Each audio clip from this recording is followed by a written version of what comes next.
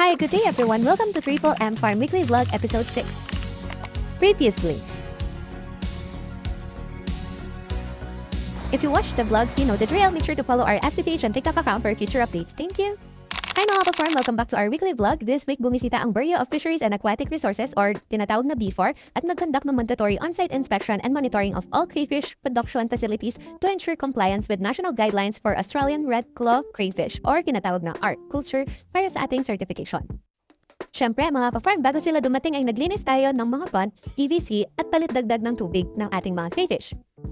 Next naman is yung mga nag-hatch na buntis ay need bilangin kada container ayon sa BFAR. At ito talito at the end, based sa kanilang date. Pala mga ka-farm, kung mapapansin nyo, wala tayong masyadong tips nung araw na dumating ang mga nag-i-inspeksyon. Yun ay dahil wala ang ating videographer or ang ating editor.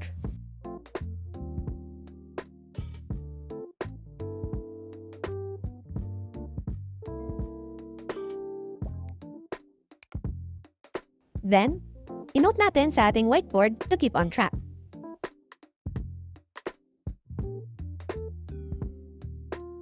Next naman ay lagyan natin ng ating PVC ng DIY pang filter ng water at para rin hindi nag-leak.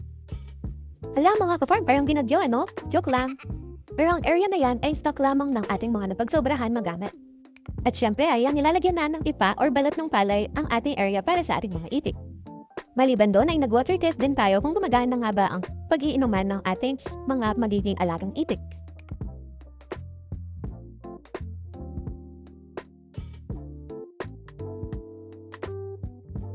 Wow!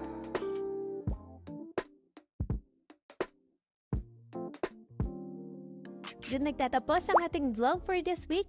Thank you for watching. Make sure to follow our Facebook page and TikTok account which is Triple M Aquafarm 2025. Hanggang sa muli! Aray ko!